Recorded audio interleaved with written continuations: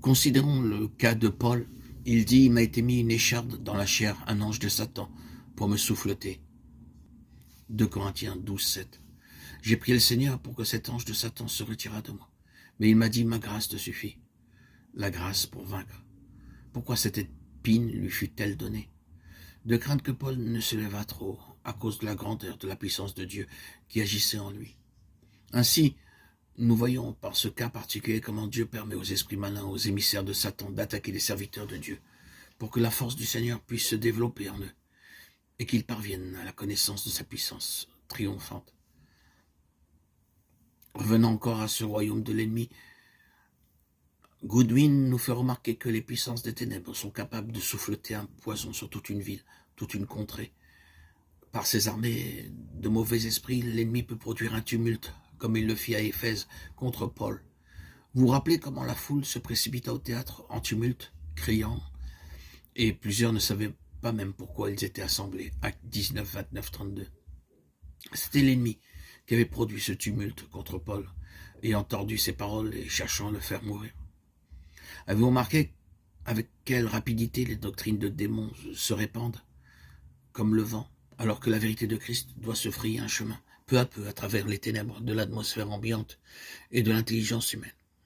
C'est peut-être pourquoi l'esprit d'erreur est comparé au vent, emporté par le vent de toutes sortes de doctrines, par la tromperie des hommes. Éphésiens 4, 14.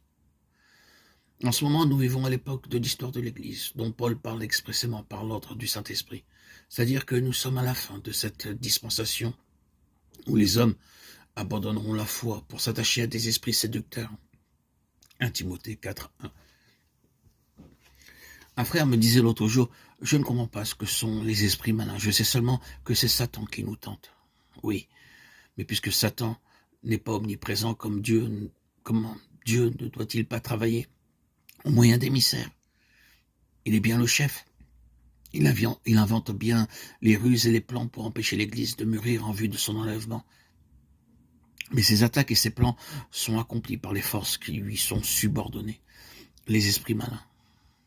Il semble qu'en ce moment, l'abîme s'étant ouvert, Apocalypse 9, 2, ces armées d'esprits séducteurs se précipitent avec leurs fausses doctrines sur l'Église. L'attaque spéciale de Satan contre l'Église dans les derniers temps consistera en doctrine, en enseignement erroné, l'esprit d'erreur faite par la tromperie des hommes. Ces doctrines se répandront comme le vent. Vous en connaissez quelques-unes et vous savez comment elles prennent. Pourquoi? Parce que l'ennemi détient la puissance de l'air. C'est son domaine. Il possède, pour ainsi dire, une télégraphie mondiale. Il invente un mensonge. Ce mensonge se répand partout comme l'éclair, au moyen d'esprits malins. Tandis que ces mêmes esprits empêchent la vérité de se faire jour. Non seulement la vérité de Dieu, mais encore la vérité concernant les serviteurs de Dieu, qui portent la parole de vérité au monde. Hélas, comme Satan s'est troublé et aveuglé l'esprit des enfants de Dieu, de sorte qu'il croit si souvent ces mensonges. Vous le savez par expérience dans votre voisinage, dans votre église, dans votre pays. Pourquoi la vérité de Dieu ne parcourt-elle pas le pays aussi rapidement que les mensonges de Satan? Quelle en est la cause? N'y en a-t-il pas des preuves autour de nous? N'est-ce pas vrai dans votre expérience? N'est-il pas absurde que des enfants de Dieu se laissent aveugler à ce point sur ces choses, de sorte qu'ils se laissent prendre eux-mêmes par ces vents de doctrines sataniques? Ils acceptent ce qui est dans l'air, dépression, médisance, rumeurs, mensonges, et ils absorbent le tout dans leur esprit et agissent à leur tour comme transmetteurs des mensonges de Satan. Comme la foule des Éphésiens, eux aussi, ils courent et crient sans savoir pourquoi.